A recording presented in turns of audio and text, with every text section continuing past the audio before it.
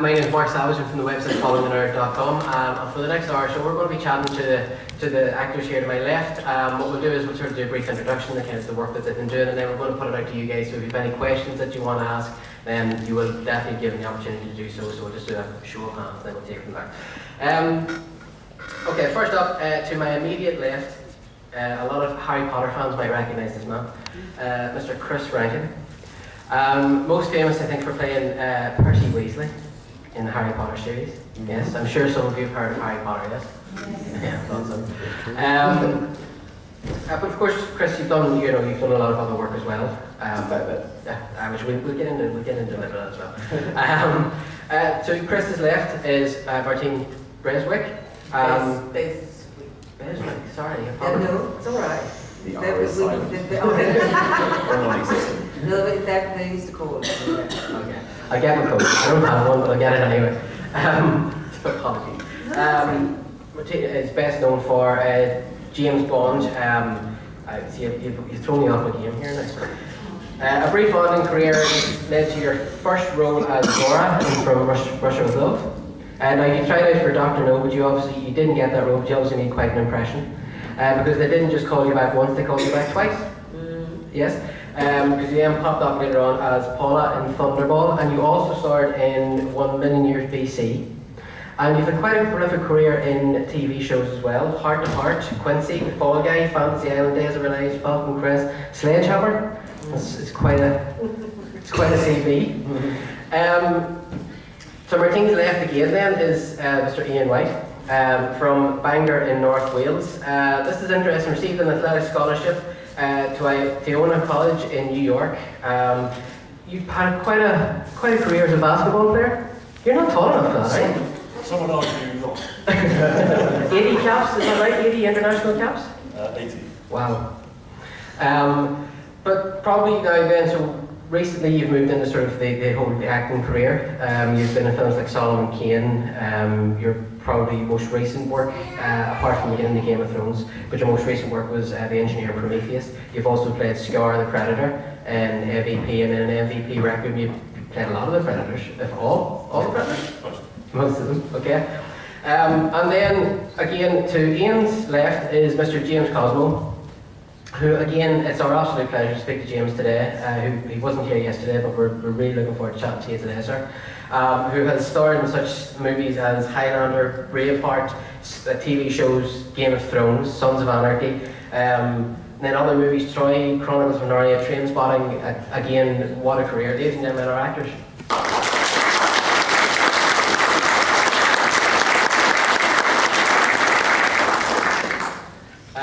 Okay, first and foremost, what we'll do is sort of a brief introduction.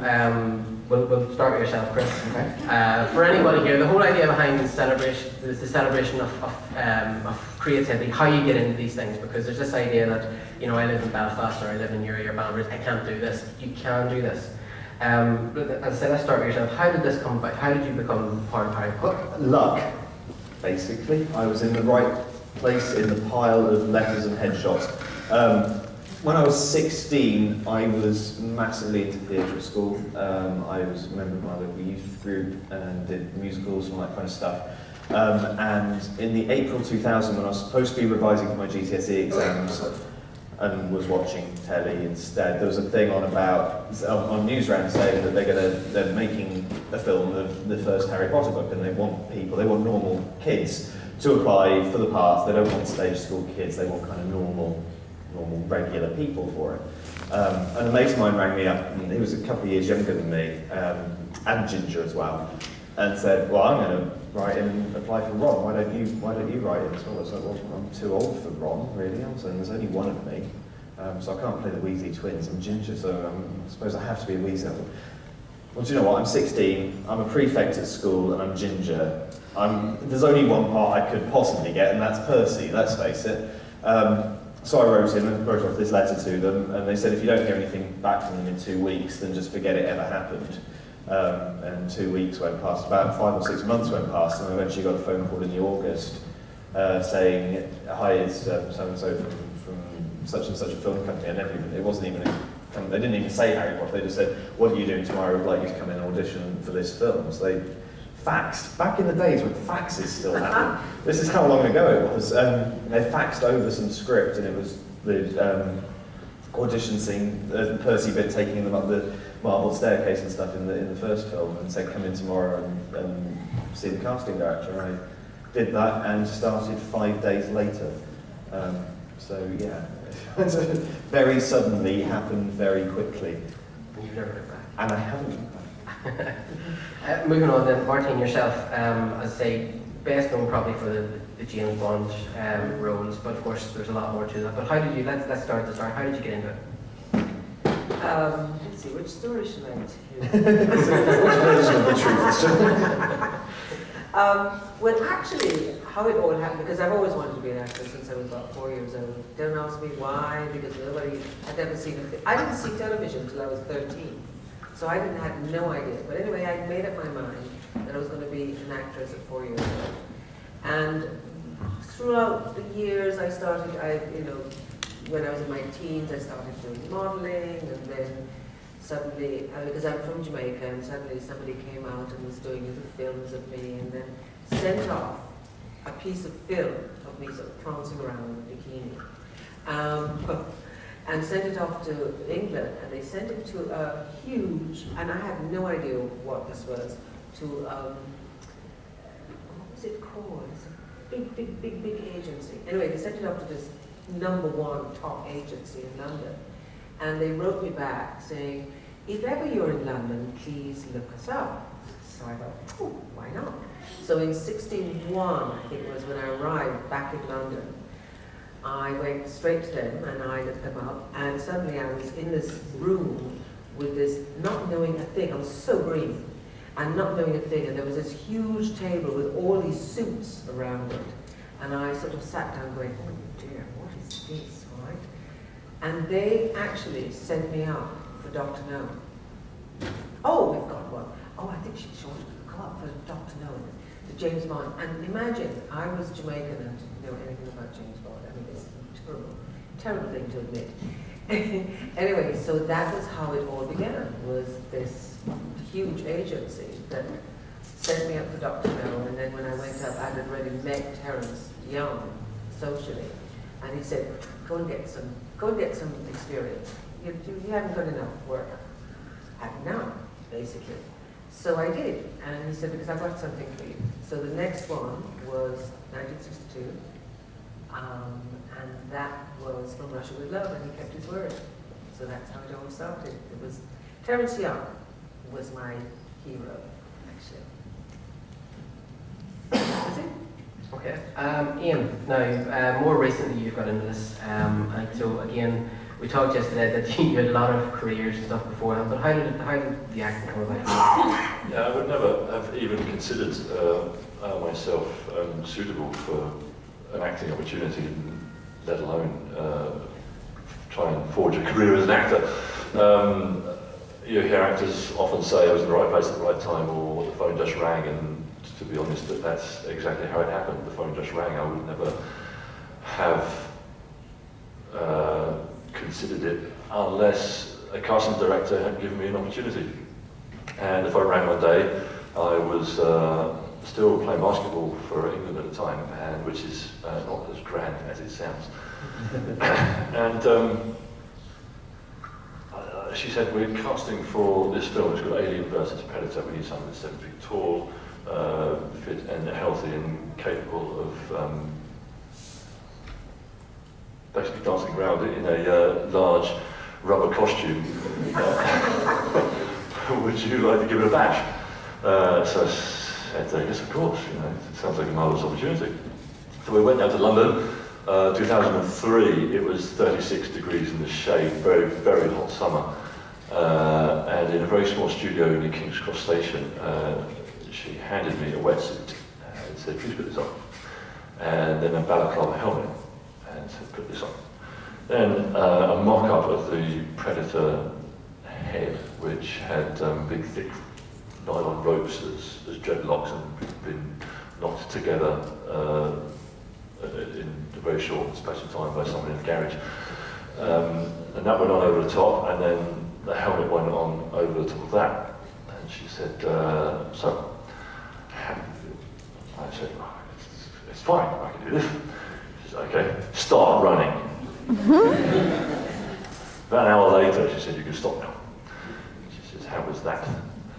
I said, well, I'd be lying to you if I said it was easy. It wasn't easy, but I can do it. She said, thank you very much. We videotaped the whole thing, and we're sending the videotape to Paul Anderson, who just arrived from Los Angeles. The very next day, she called again. She said, would you be prepared to go and see the director now? I said, yes, of course. So I put on a suit.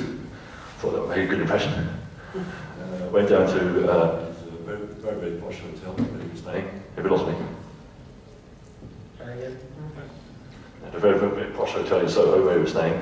And she introduced me to Paul W.S. Anderson, who was the director.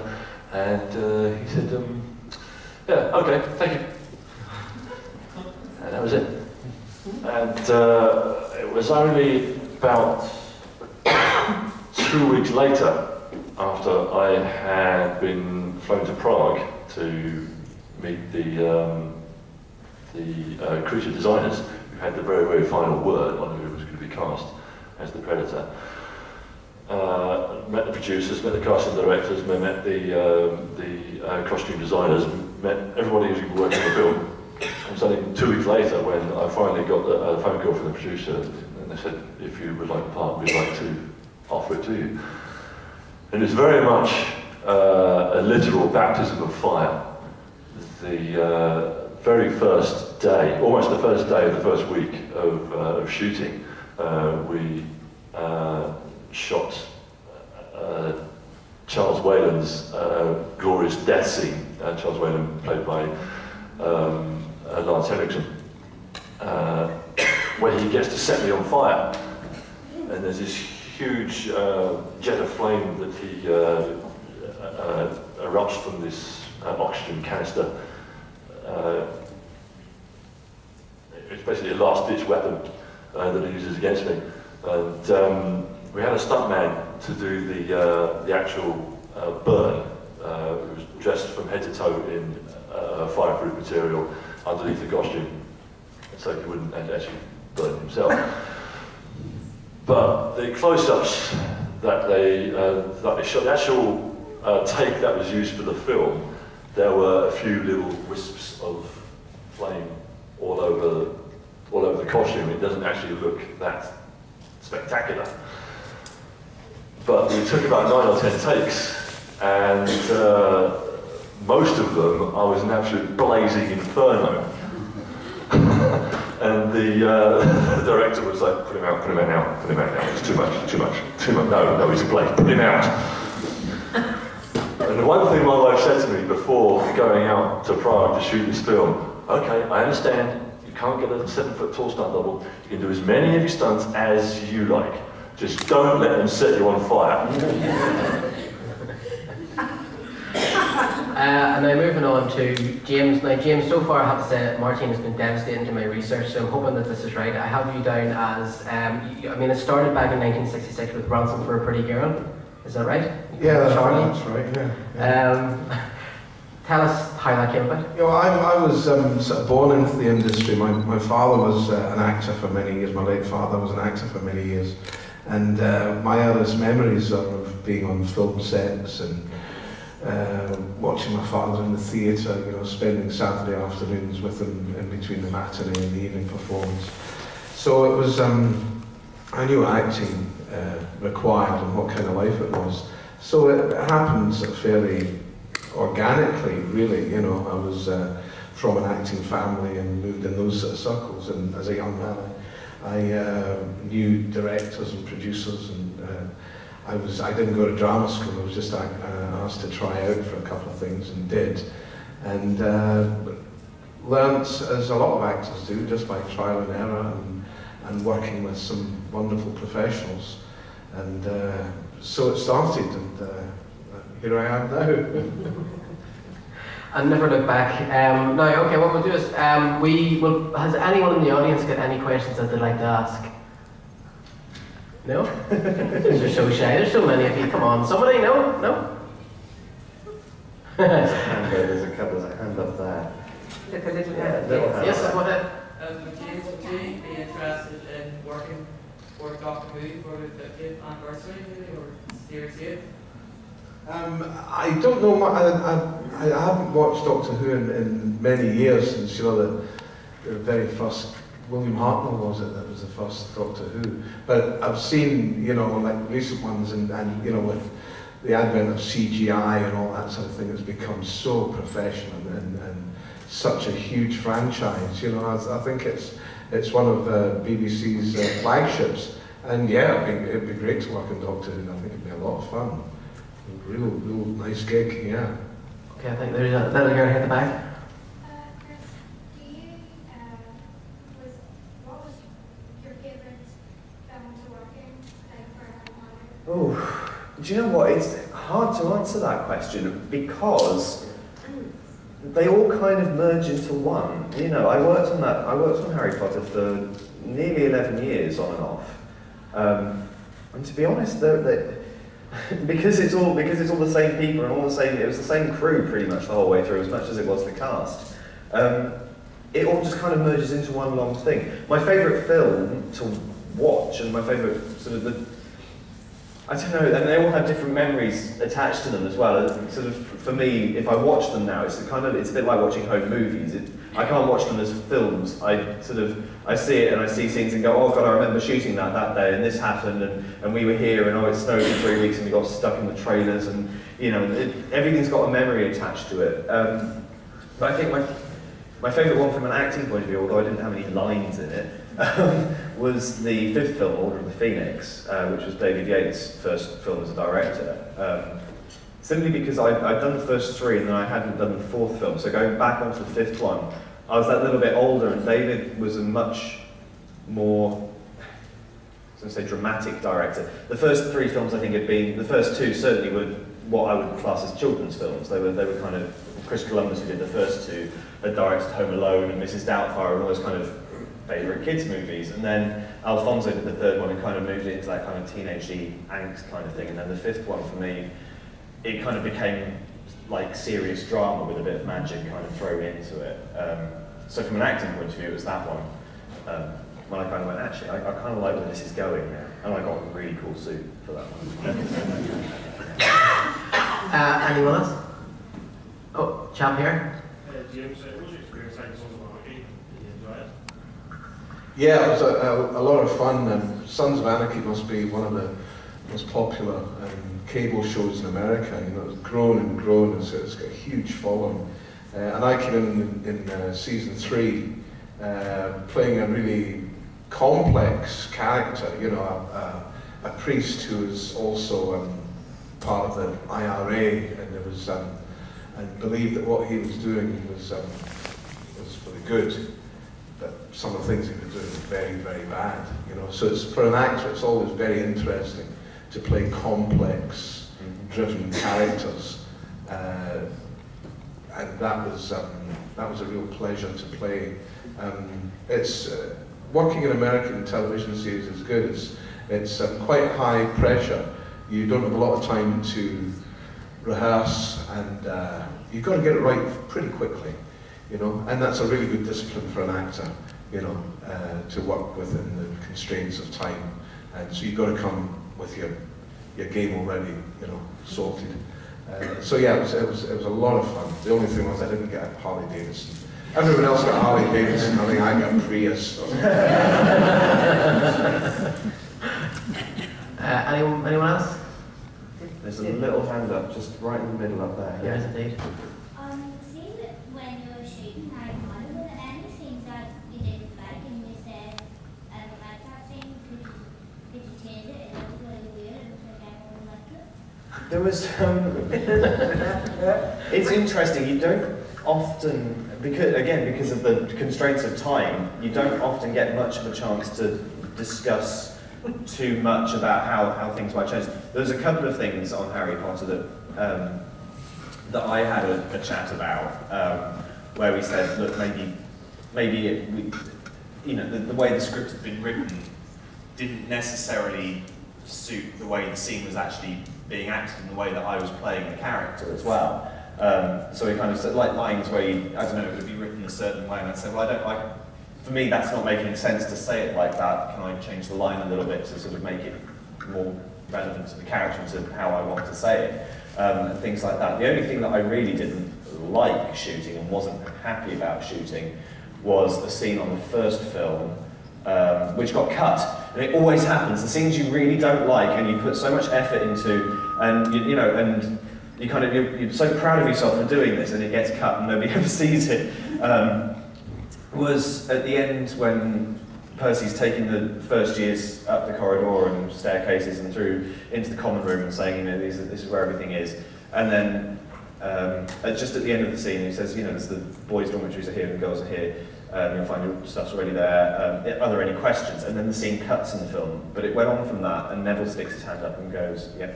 And I go, yes. And he goes, have you seen my toad? And I put my hand in my pocket and pull out Trevor, the toad, a live toad, which has been in my pocket for about 7 minutes, because this was quite a long scene and quite a long take. Now, a toad's natural defense system, when it's being threatened, is to wee itself. So you stick it in your pocket, bring out this toad, who then promptly wheeze on you every single time, and they cut it. And the reason they cut it was because Neville Longbottom's got a Yorkshire accent, he talks like that. And the Americans couldn't understand the fact that he said, has anyone seen my turd? So, yeah. Anyway. Okay, any other questions? Just building on the last question there, were there any scenes in the book that you're looking at that are been cut out? Fred's death, obviously, on the last film, which was in the original script, and then, yeah, me and the twins got phone calls from the producers saying, we're really sorry, don't tell anyone, because, you know, the fans are going nuts, but we've had to cut it. And we were quite annoyed about it, to be honest. But we chatted to them and we tried to work out ways of making it kind of better and trying to get as much of it in as possible. But it was such a kind of, it's in the middle of such a big set of kind of fast-moving action that to stop and mourn this death and do the whole kind of emotional thing just kind of stopped the film for 5 minutes before it could carry on again. So it kind of, it made sense, but yeah, it was a shame to lose that. Okay, there's this little guy here at the front. When filming Predator, would you do a bit where somebody's killed, then you would do a bit before it, where they're still alive, and it just wouldn't feel right? I think it was where this I think that was to me, wasn't it? Well, in order for the characters to die, they first have to be alive. If you start the film with everyone dead, then you've not really got anywhere to go. No, but I think what he means is, did you film certain scenes out of sequence, you know? Oh yeah, shooting the film out of sequence. Yeah, yeah, it's all done like that. As I was saying earlier, when we first shot AVP, the first scene we ever did was Wayland's death. No, it's not that weird. It sounds weird talking about it. Oh, you're dead now, so you have to leave. But not be dead because you're an actor. Carry on working. Okay, there's a gentleman just behind there. Yeah. Two-part for James. James, wife's a wee bit shy. Can get her Charlie Hubbin's phone number? Do my best. So what was it like working for Percy? What was it like working with him? Yeah, he's an interesting guy. It was funny because that was I don't know, a couple of years ago whenever I did it, you know. But it was just the start of people getting lots of tattoos, you know. And every time you saw Kurt, he had another tattoo. He was becoming the illustrated man. It was ridiculous. Disappearing behind these tattoos. But he's a very very clever guy. He really got the pulse of where Sons of Anarchy was going, and keeps a very tight control on the program. You know, everything. Although they have, you know, tons of writers on it, and about 3-4 different directors on every season. Everything goes through Kurt, so it's very much his show, you know. And I think it shows because it is it's very consistent, sticks to its principles. It's Kurt's sort of show. Okay, any other questions or any up here? Yes, that's you. Just to all of you, I'm really into like acting and drama stuff as well, and I was just wondering what your opinion on drama school is and going to drama school straight after school. Who on this stage went to drama school? Just out of interest. Not, and actually I did go in Los Angeles. I think it can be a great route to go, because it does give you a grounding, and you are able to practice your arts, and usually with excellent teachers and good facilities. That's not to say that becoming an actor through a different route is wrong. You can reach the acting profession in many different ways, and none of them is the right way. Lots of people go straight to the theatre and stay in the theatre all their life, sort of become television actors all the way. You can chop and change. There is no right way, but the one thing I would say is if you're going to become an actor, you'll become an actor, and nothing's going to stop you. That's how you've got to look at it. Well said. I think if you have an opportunity to go to drama school, then you should take it. Absolutely.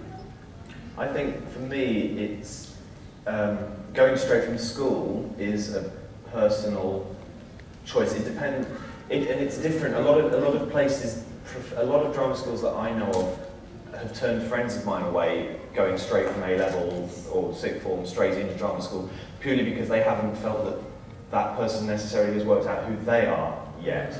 And I think that's, it changes, it varies from person to person. It depends what they see in you and what kind of a person you are. I would always say it's worth a shot. It might not be for you.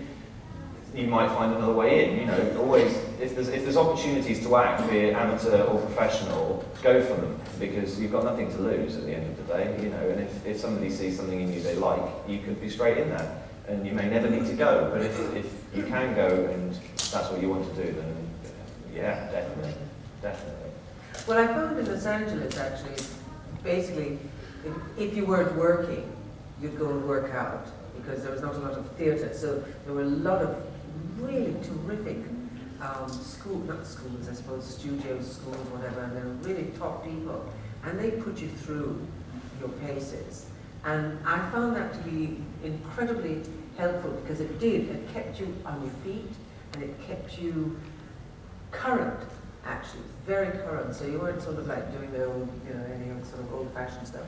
You just had to keep on moving through. So that, for me, I really enjoyed doing that, really enjoyed it. So, but I didn't start there, so it seems that none of us started there.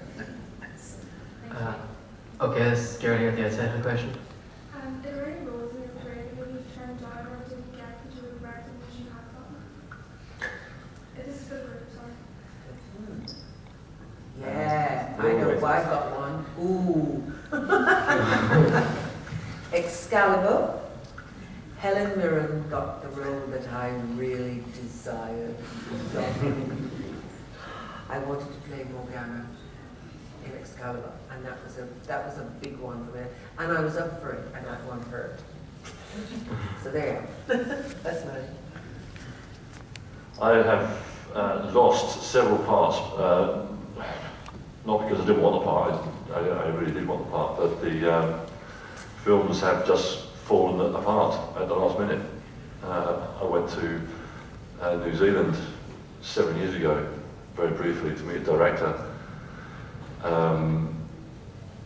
And by the time I got off the plane to go home, the whole project had collapsed. I was like, was it something I said? What did I do? Was it me? But no, the film was being produced by two studios, Fox and Universal, and they couldn't agree on who was going to earn the money, and they decided that they were going to pull all their funding. And all the pre-production had been completed, and the entire crew lost their jobs because the studios could not agree, and that happens quite a lot. I think as an actor, you have to get used to and accept rejection. a lot of the time you go up for a lot of jobs and you don't get a lot of jobs. And what you've got to do is concentrate on the jobs you do get. You know, and you can't let someone's opinion that you're not right for the part or whatever, you can't let that affect you. So it's best just to say, if I didn't get that, I wasn't meant to get that, and move on, concentrate on the work that you do get and make the best job of that. Yeah, it's nothing personal. So that's something I learned quite quickly. That, you know, you might think you're right for a part, but then you see the finished product often and you think, actually, no, actually I can see why they gave them the job rather than me. Sometimes it doesn't happen like that. I've had a couple of meetings for things that I'd have liked. They're not big parts, but I had an audition and it was I did quite well, but it was just one of those unfortunate. I had an audition for a small part in the third Pirates of the Caribbean film, which I would like to fix. It was shooting in the Caribbean. It wasn't a big part, but I was, you know, sometimes you weigh these things up and go, oh no, okay, fine. But halfway through my audition, which was going spectacularly well, I was doing my best me hearties kind of thing. And the casting director's assistant knocked on the door and popped her head around and went, really sorry to interrupt, and said to the casting director, said, your builder's just rung, the ceiling in your kitchen's collapsed and you need to go home right now. So that was it, my audition was over. I never got to audition. These things happen. You take them and you leave them. Okay, anyone, any more questions? This chap here? Just for you, what was it like working with Ridley Scott on Prometheus? Ridley Scott is a genius, he's an artist, and he's a gentleman. It was an absolute privilege to be offered a part that has been a figment of his imagination for 32 years, give or take, to finally bring his character to life. It was just an amazing experience. You know, it's part of cinematic history, really. Okay, I'll show this. Get here. So, if there was any part, any character that you could ever choose to play, what would it be? Morgana. Oh, I love the whole, you know, I love Merlin, and which, you know, James was in one episode, and I'm a big follower of that. I'm a huge fan of the whole Arthurian legend, so anything she did, I would have been very happy to do. Really love it. I want to be a Bond baddie one day. I do. The endless roles, mostly theatre jobs that I'd still kind of like to do one day. I've never done Shakespeare, I'd like to do that. I want to play Sweeney Todd one day. Yeah, endless, I can do that. Mine could go on too. Yeah. It's difficult to pick just one, you know, because actors would take parts whenever they're offered. You know, very rarely are you in a position to turn down anything.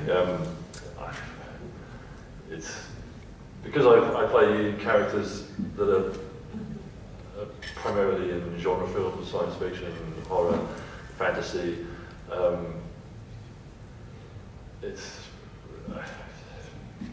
at the mercy of writers and casting directors, as we all are. I just wanted that Harley Davidson.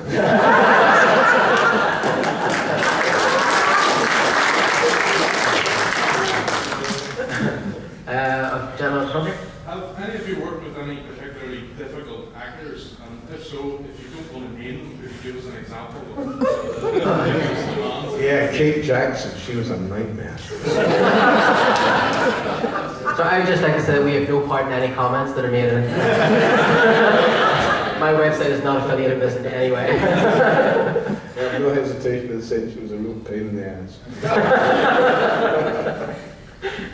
Well, I worked with a director in Los Angeles who was like a very hot shot director called Schwartz, you know him? Oh. And he was like Mr. Hot Pot, whatever. And he hired me for this role, and it was a pilot for a series, and I was playing this very mad sort of crime operator, but it was called Crime Club, and I was the head of the Crime Club. And I sort of came in and I started, we started to work. And he turned to me, and I think he's French, and he turned and he said, Martine, what are you doing with that accent? And I went, what?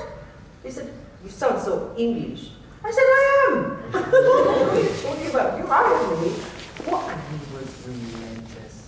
Relentless. He tried to get me to change every word. He drove me crazy. I think that's probably one of my worst ones, a nightmare. I was just really awful.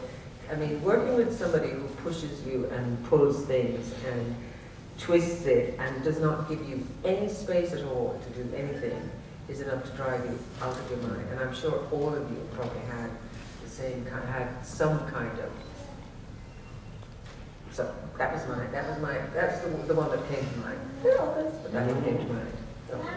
In my experience, for me, I find that it's celebrities who tend to be nightmares, not actors as much necessarily, although but it actually tends to be people who've kind of been flung straight in at the deep end, like sort of, I don't know if they've been on X Factor or something, or just kind of shot straight into the limelight, and all the attention's around them all of a sudden, and haven't had this kind of gradual build-up of kind of understanding how the industry works and sort of how you need to deal with people. They tend to be a bit of a pain in the ass, to be honest. I haven't worked with any actors who've actually been, we were really lucky on Harry Potter that everybody was really great and very supportive of the younger cast, who obviously none of us had really done anything before. So, yeah, we often say that we went to the cheapest and best drama school in the country. And then we got paid to go, and it was run by the people who were Oscar winners and the best in the industry. So, no, we were really lucky. Really lucky. There's a scene in AVP where I had to strangle one of the actors, grab him by the neck and lift him off the floor. And the actor who I had to perform with, he was having a tough day. He didn't come with a reputation, he didn't have a reputation for being a difficult actor at all, but he was having a tough day. And he was going to great lengths to make sure that everyone knew he was having a tough day. And the focus of attention on me, I'm having a tough day, everyone understand how difficult this is for me. And I was, very, very inexperienced in this sort of environment, and I was, everything for me is a learning experience. Whenever I go on to a new set, to a new production, working with different people, try and learn as much as I can from everyone around me, because being an actor is almost a unique industry. Very rarely, as a computer programmer, will you have an opportunity to work with Bill Gates. But as an actor, you may very well be working with the leading lights of the industry. But anyway, I digress. We're doing this scene, and I struck up a conversation with this guy. So it's a real pleasure for me to be working with you. I've never done anything quite like this before. Any sort of advice or information you can give me would be really great. I'm not a trained actor, I'm not a classically trained actor. So when I grab you by the neck, I will be strangling you. And kind of calmed him down a bit.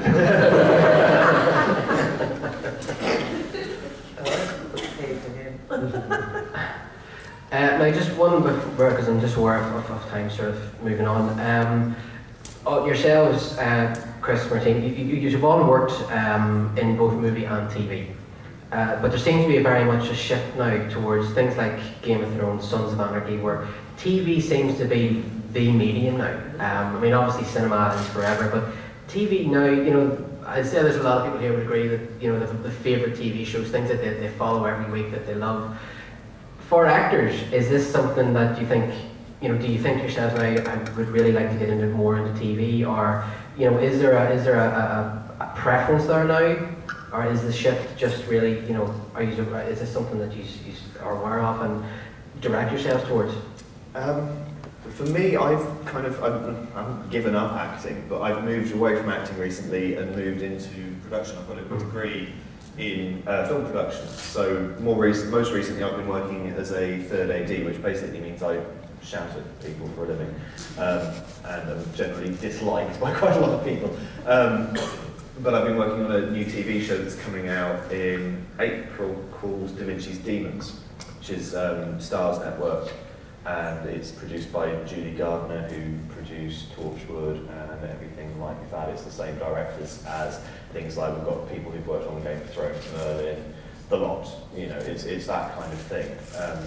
So from the production side, there is so much more attention and detail and effort being put into making programs like Game of Thrones, like Merlin, like Da Vinci's Demons, which I believe was $5 million an episode, you know, proper kind of big production value TV, which seems to be the new big thing. And actually, they're really good, you know. And I'm lucky. I live in Wales, and you know we're very lucky that we get a lot of that work coming our way. We've got, you know, we had Merlin shooting there, and obviously Doctor Who, Torchwood, and everything like that. Da Vinci's Demons is there now, and there's another program starting relatively soon that's being produced by the same people who did Merlin and Hustle and all that kind of stuff. So it's good. It's a good time for it. It's a really good time for it. Well, it's interesting because, I mean, years ago, I mean, especially in America, you did not, if you're a screen actor, you did not do TV. Yes. I mean, it was like beneath you. Now, look at the people who are doing it. Actually, they are really, I love some of these, especially the American ones right now. Really terrific, fantastic stuff happening. And it's interesting to see that everybody's kind of like going for the television. Well, it's regular work, isn't it? You go to work every day. Get paid all the time. I think the difference now is with the advent of digital and the internet, that it's giving young independent filmmakers a much easier route into getting their work seen, you know, and various companies like, you know, video on demand is going to be huge. So it's great that young people can, you know, get a camera that doesn't cost that much money, and they can shoot a movie, they can edit it on their laptop, and they can upload it there, and people can actually see it. When you think of the old days, for someone to try and make a movie on celluloid was almost impossible. There was only one route you could go. Now kids anywhere can make movies, you know, put it together. There's, you know, there's editing suites that you can download. It's terribly exciting, and I would urge any young person that's interested to just do it. You know, you can shoot a movie on a stills camera. Can you believe that? A Canon D5. You can shoot a movie on that. Just put a lens on it and a tripod, and away you go. I think that's tremendously exciting. I think it's going to open up the industry to all sorts of new talent that would never had a chance before. It's wonderful. Just building on that, because I'd read recently that when Michael Bay filmed the last Transformers movie, there is a scene in the movie that he filmed with an iPhone, and nobody knows what it was. He just did it to see if he could, and there is a scene in there that he did with his phone. So I mean, it's amazing. It is absolutely amazing. Now, guys, as I said, we're just coming to the end of the time. For obviously, you know, you guys won't be sitting out there, and anybody is more than welcome to go up and talk to you. But if they want to get in contact with you or follow you online, where's the best place to get you, Chris? To start with yourself. Twitter. I'm there. I've been there all day today. Yeah, Twitter. @Chris Rankin. Easy enough. I try to say hi to everybody. So. Oh dear. Doesn't do. No, it's hopeless. So, but we can reach me. Get an email. Yeah. I'm on Twitter, but I'm really boring. That's why it comes on. Exactly. But I do have a website. You can email me. There's a story about John Huston, the fantastic director we always met. He's a wonderful man, but he had a friend of his that he used to employ as much as he could. He was called Elisha Cook Jr. And when John Huston wanted to contact Elisha Cook Jr., he had to phone the general store somewhere up in the Sierra Nevadas and say, when Elisha comes in the next couple of months, could you ask him to phone John? I'm about to say.